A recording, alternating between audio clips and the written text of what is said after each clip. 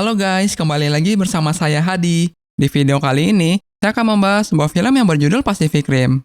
Film ini bercerita tentang datangnya monster berukuran besar dari dalam lautan yang ingin menguasai planet bumi. Oleh karena itu, semua negara bersatu menciptakan robot raksasa untuk melawannya. Bagaimana cerita lengkapnya? Langsung aja kita masuk ke alur ceritanya. Film dimulai dengan diperlihatkannya sebuah portal dimensi yang dapat mendatangkan monster ke bumi dari dalam lautan. Sejak kemunculannya di bumi, sudah puluhan ribu nyawa melayang akibat perbuatannya. Mulai dari situlah, seluruh negara bergabung menjadi satu, membuat sebuah proyek robot bernama Jaeger untuk melawan kaiju. Untuk menjalankan robot tersebut, dibutuhkan dua orang pilot yang saling terhubung satu sama lain. Sejak diciptakannya Jaeger, kemenangan demi kemenangan pun bisa diraih umat manusia. Cerita dimulai dari dua orang kakak beradik yang harus terbangun akibat pemberitahuan munculnya kaiju kategori 3 di sebuah lautan. Sang adik bernama Riley Beckett, sedangkan kakaknya bernama Yancy Beckett. Mereka adalah pilot dari sebuah Jaeger yang bernama Gypsy Danger. Untuk berkomunikasi dengan pangkalan pusat, mereka dibantu oleh seorang pria bernama Tendo Choi. Sedangkan pria berseragam ini adalah pemimpin tertinggi di tempat itu yang bernama Stacker Pentecost. Untuk menjalankan Gypsy Danger, mereka harus melakukan penyatuan saraf terlebih dahulu. Saat proses tersebut, dua orang pilot akan berbagi ingatan satu sama lain untuk menciptakan hubungan yang kuat. Saat di tengah lautan, ada kapal nelayan yang sedang terjebak badai yang cukup besar. Tiba-tiba, muncul sosok kaiju dari depan yang membuat mereka semakin panik. Untungnya, Gypsy sudah sampai di sana dan berhasil menyelamatkan mereka. Pertarungan pun terjadi antara Gypsy dan kaiju.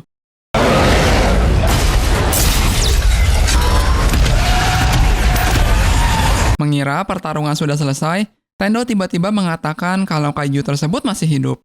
Dengan gerakan tiba-tiba, kaiju itu langsung menyerang Gypsy dengan brutal dan membuat tangan kirinya menjadi hancur. Tidak berhenti di situ, kaiju juga menyerang kokpit dan mengambil Yancy kakaknya. Dengan luka parah yang dialaminya, Riley pun mencoba mengoperasikan Jaeger itu sendirian. Walau mendapat serangan terus-menerus, Riley akhirnya bisa melepaskan sebuah tembakan yang membunuh kaiju tersebut. Scene lalu berpindah kepada dua orang ayah dan anak yang sedang mencari besi tua di sebuah pantai. Tiba-tiba, Gypsy datang dengan kondisi hancur dan langsung tumbang begitu sampai di daratan. Dengan bersusah payah, Riley berhasil keluar dari kokpit sambil merangkak. Tidak lama kemudian, dia pun langsung pingsan di tempat. 5 tahun kemudian, seluruh dunia mulai khawatir dengan kemampuan beradaptasi kaiju yang semakin cepat. Merasa Jaeger tidak dapat menjaga garis pertahanan, para perwakilan dunia berencana menggantikan Jaeger dengan sebuah tembok raksasa yang kuat. Oleh karena itu, semua Jaeger yang tersisa harus dibawa ke pangkalan di Hong Kong. Di tempat lain, Riley ternyata bekerja sebagai pekerja bangunan selama ini. Saat istirahat, mereka menonton sebuah berita mengenai serangan kaiju kategori 4 yang telah berhasil menerobos tembok dalam waktu 1 jam saja. Untungnya, Jaeger bernama Striker Eureka berhasil mengalahkan kaiju tersebut. Tiba-tiba, Striker pun datang ke tempat Riley berada. Dia meminta Riley untuk kembali menjadi pilot Jaeger. Riley yang masih trauma atas kematian kakaknya pun menolak tawaran tersebut. Saat dunia kiamat sebentar lagi, apa Riley lebih memilih mati di sini dibandingkan di dalam Jaeger? Tanya Stacker. Di saat hujan turun, muncul seorang gadis bernama Mako yang menyambut kedatangan Stacker dan Riley. Saat mereka semua masuk ke dalam lift, dua orang tim riset pun ikut masuk ke sana. Mereka adalah Dr. Newton Gessler dan Dr. Herman Gottlieb. Walau bekerja dalam satu tim, mereka tidak akur satu sama lain. Sesampainya di bawah, Riley pun diajak untuk berkeliling di sana. Awalnya, pangkalan tersebut bisa memuat 30 Jaeger, namun hanya ada 4 Jaeger yang tersisa di sana. Jaeger pertama yang diperkenalkan adalah Crimson Typhoon. Jaeger ini dikemudikan oleh Wetang bersaudara dari Cina. Jaeger berikutnya adalah Jaeger terberat serta tertua dalam bekerja. Jaeger tersebut bernama Serno Alpha. Jaeger ini dikemudikan oleh Sasha dan Alexis Kaidanovsky. Di tempat lain, Stacker mengajak Riley bertemu seorang pria yang bernama Hercules Hansen dan anaknya yang bernama Chuck Hansen. Mereka ditugaskan untuk mengendarai Striker Eureka, Jaeger tercepat di dunia. Stacker lalu memberitahu Riley kalau Striker akan pergi menghancurkan lubang dengan menggunakan sebuah bom nuklir berkekuatan besar. Riley beserta 2 Jaeger lainnya akan menjadi tim pertahanan untuk mereka. Dengan rumus matematika, Dr. Herman memprediksi ada 2 kaiju yang akan muncul bersamaan dalam seminggu ini. Dengan meningkatnya jumlah kaiju yang keluar, maka terowongan akan terbuka cukup lama. Dengan begitu, dia bisa memasukkan bom dan menghancurkan terowongan untuk selama-lamanya. Dr. Newton merasa pesimis dengan rencana Dr. Herman yang tidak matang. Dia pun memberikan ide gilanya untuk menghubungkan pikirannya dengan otak kaiju menggunakan teknologi Jaeger. Dengan cara itu, dia bisa mendapatkan informasi cara masuk yang benar ke lubang tersebut. Merasa cara Dr. Newton terlalu berbahaya, Stacker pun lebih mendukung rencana Dr. Herman. Raleigh kemudian dibawa untuk melihat Jaeger lamanya, Gypsy Danger. Dia adalah satu-satunya Jaeger yang memiliki 2 inti reaktor nuklir. Tidak lama kemudian, Tendo pun muncul dan langsung memeluk sahabat lamanya itu. Walau Mako memiliki hasil sempurna dalam latihan simulasi, tapi dirinya bukanlah kandidat wakil pilot untuk esok hari. Saat di kantin, Hercules pun mengajak Raleigh makan bersama dirinya. Di meja itu, Chuck menunjukkan sikap tidak senang dirinya kepada Raleigh. Dengan kasarnya, Chuck meminta Raleigh agar tidak menghambat misinya dan langsung pergi dari sana. Di hari pemilihan wakil pilotnya, Raleigh dengan mudahnya menang melawan para kandidat. Dia pun tidak menemukan adanya kecocokan di antara kandidat yang ada. Raleigh pun menantang Mako untuk melawannya. Saat bertarung, Mako bisa menunjukkan keahlian yang dimilikinya dengan baik.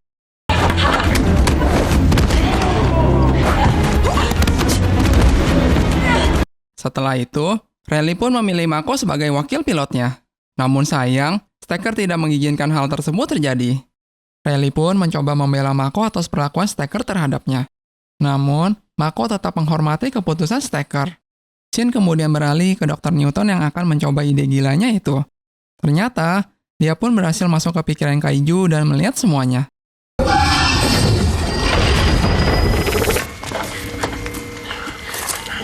Di hari pengetesan saraf Gypsy Danger, Stacker datang ke ruangan Mako dan memperbolehkannya untuk mengikuti tes. Saat Raleigh sedang bersiap di dalam kokpit Gypsy Danger, Mako pun datang dengan pakaian pilotnya. Saat proses penyatuan berlangsung, Raleigh bisa melihat memori Mako dan begitu pun sebaliknya. Tiba-tiba, Dr. Herman datang dan mengatakan Dr. Newton telah berhasil terhubung dengan pikiran kaiju. Saat Stacker tiba, Dr. Newton pun berkata kalau kaiju bergerak berdasarkan perintah dari tuannya. Mereka adalah bangsa penjajah yang mendatangi suatu planet hanya untuk menghancurkannya. Kaiju yang telah datang hingga hari ini tidak ada apa-apanya dibandingkan gelombang serangan berikutnya. Stacker pun meminta agar Dr. Newton mengulangi hal tersebut kembali. Sayangnya, Dr. Newton membutuhkan otak kaiju yang masih baru untuk melakukannya. Mendengar hal itu, Stacker meminta Dr. Newton untuk menemui seorang pria bernama Hannibal Chow. Dia adalah orang yang menguasai seluruh pasar gelap kaiju di Asia. Saat penyesuaian Jaeger selesai, tiba-tiba Mako kehilangan kesadarannya karena terjebak dalam kenangan masa lalunya. Saat Mako kecil berjalan sendirian sambil menangis, tiba-tiba seekor kaiju mengejar dirinya yang berlari ketakutan. Mako tanpa sengaja menggerakkan tangannya, sehingga dia pun mengaktifkan senjata Gypsy Danger. Semua orang pun segera dievakuasi, sedangkan Chuck dan Tendo berusaha mencabut kabel listrik utama. Untungnya, kabel tersebut berhasil dicabut sehingga Gypsy Danger pun kehilangan kekuatannya. Cerita kemudian berlanjut kepada Dr. Newton yang telah tiba di Hong Kong. Sesampainya di sebuah toko, Dr. Newton diberikan akses masuk ke sebuah pintu rahasia dan disambut oleh Hannibal Chow di sana. Setelah kejadian tadi, Raleigh dan Mako menunggu Stacker di luar ruangannya. Tiba-tiba, Chuck keluar sambil marah dan merendahkan mereka berdua dengan kata-kata kasarnya.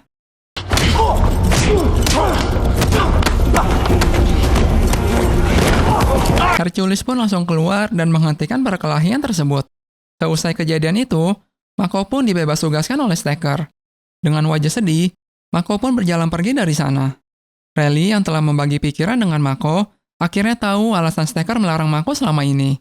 Ternyata, saat Mako mau diserang kaiju, Stackerlah orang yang datang menolongnya. Sejak saat itu, dia menjadikan Mako sebagai anak angkatnya. Suatu hari, alat mereka mendeteksi kalau ada 2 kaiju kategori 4 yang keluar dari lubang.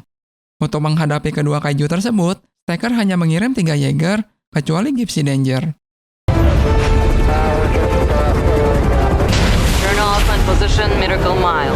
Di tempat lain, Dr. Newton meminta Hannibal Chow mencarikan otak kaiju yang masih baru untuknya. Mengetahui Dr. Newton pernah menghubungkan pikirannya dengan kaiju, Hannibal Chow pun memarahinya dan langsung pergi meninggalkannya. Cerita kembali kepada Crimson Typhoon yang sudah sampai di tempat tujuan. Tiba-tiba, Crimson Typhoon mendapatkan serangan secara mendadak. Dengan senjata andalannya, Crimson Typhoon menyerang kaiju tersebut. Cherno Alpha langsung datang dan ikut menghajar kaiju itu. Kaiju yang marah pun menggunakan ekornya untuk menyerang dada Crimson Typhoon hingga hancur. Saat Striker berlari ke arahnya, kaiju lainnya keluar dari dalam air dan ikut menghajar Cherno Alpha hingga hancur. Saat Striker mau melakukan serangan pamungkasnya, salah satu kaiju mengeluarkan gelombang biru yang membuat mesin Striker mati total dan pangkalan pusat mengalami mati listrik. Untungnya, Gypsy Danger masih bisa bergerak karena bertenaga nuklir. Hannibal Chow pun diberitahu kalau ada 2 kaiju yang menuju Hong Kong. Hal tersebut terjadi karena Dr. Newton telah menghubungkan pikirannya dengan kaiju, sehingga sebuah koneksi terhubung di antara mereka. Di tengah paniknya semua orang, Dr. Newton pun segera berlari ke bunker untuk bersembunyi. Cerita kembali kepada Striker yang tidak bisa berbuat apa-apa di hadapan kaiju yang ada di depannya. Hercules dan Chuck pun keluar dari Jaeger-nya untuk menembak kaiju itu dengan senapan suar. Tiba-tiba, Gypsy hadir di sana dan bersiap untuk bertarung.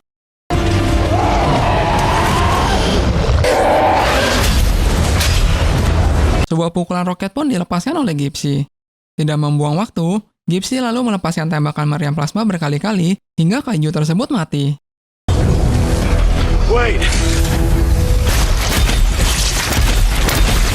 Dr. Newton yang terjebak di dalam bunker merasa kaiju tersebut berhenti di atas bunkernya.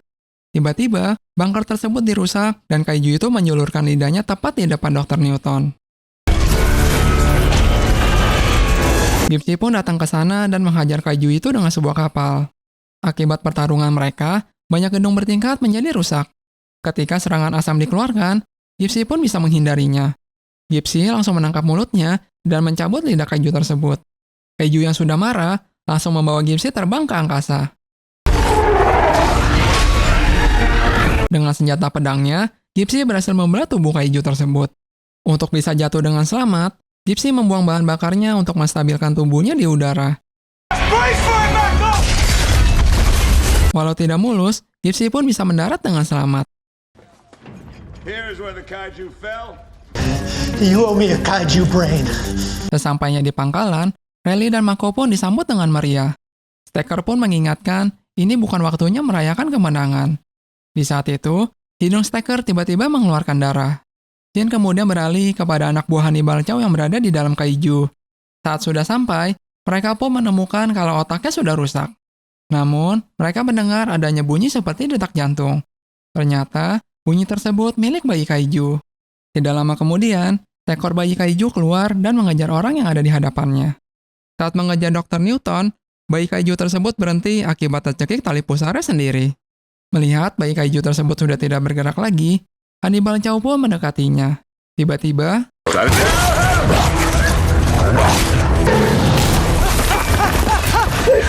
kembali kepada Stacker yang sedang membersihkan dirinya, Rally pun menanyakan sejak kapan sakitnya itu. Ternyata, semua dimulai sejak dirinya mengendarai Jaeger dan terkena radiasi nuklirnya. Tidak lama kemudian, Tendo memberitahu kalau ada 2 kaiju kategori 4 muncul kembali. Saat Dr. Newton mau menghubungkan pikirannya ke bayi kaiju, Dr. Herman pun mau memberinya bantuan. Secara bersama-sama, mereka pun melihat ke dalam pikiran kaiju dan menemukan cara masuk yang benar ke terowongan. Karena Hercules sedang terluka, maka Striker kekurangan seorang pilot.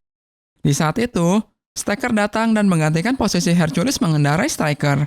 Sebelum masuk ke kokpit, Chuck pun berpamitan terlebih dahulu kepada ayahnya.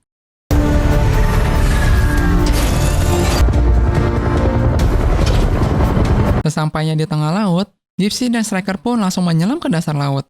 Tanpa disadari, di dekat mereka ada kaiju yang bergerak dengan cepat. Begitu sudah mendekati lubang, Dr. Newton pun langsung menghentikan mereka. Ternyata, mereka harus membawa kaiju turun bersamanya agar bisa melewati terowongan tersebut. Striker! It's Category 5! Tiba-tiba, di depan Striker muncul kaiju kategori 5 dari dalam lubang. Kaiju tersebut berputar dan membuat Striker terhempas ke belakang. Gypsy yang mau membantu Striker langsung diserang oleh kaiju dari arah sampingnya. Tiba-tiba, kaiju yang menghancurkan tangannya kembali berenang dengan cepat ke arahnya. Gypsy pun langsung membelah kaiju tersebut menjadi 2 bagian. Walau Striker terus diserang, dia pun bisa memberikan sebuah perlawanan. Karena mendapat banyak luka dari Striker, kaiju tersebut pun meminta pertolongan temannya. Stacker kemudian meminta Raleigh untuk melanjutkan perjalanan mereka menuju lubang. Karena energi Gypsy berasal dari nuklir, Stacker yakin kalau Gypsy bisa meledakkan terowongan tersebut.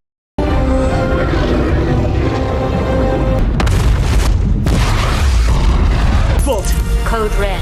let's finish this! Dengan langkah yang tertati-tati, Gypsy membawa bangkai seekor kaiju.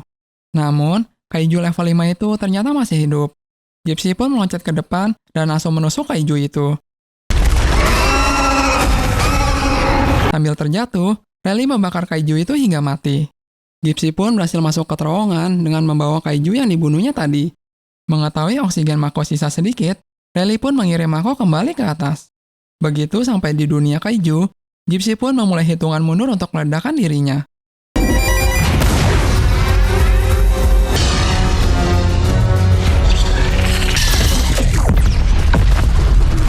Kapsul pertama yang berisi Mako berhasil mencapai permukaan terlebih dahulu. Tidak lama kemudian, kapsul yang berisi Raleigh pun sampai di permukaan. Mako langsung mengecek kondisi Raleigh yang tidak sadarkan diri. Tiba-tiba, I couldn't breathe. film pun berakhir ketika Hercules Hansen memberitahu semua orang kalau lubang sudah tertutup untuk selamanya. Dari film ini kita belajar, setiap tindakan yang dilakukan pasti akan ada konsekuensinya. Walau hasil akhir bisa tidak sesuai dengan yang kita mau, sebagai manusia biasa kita harus belajar beradaptasi dan menghadapinya. Itu aja buat video kali ini. Sampai jumpa di alur cerita film selanjutnya. Where is my goddamn shoe?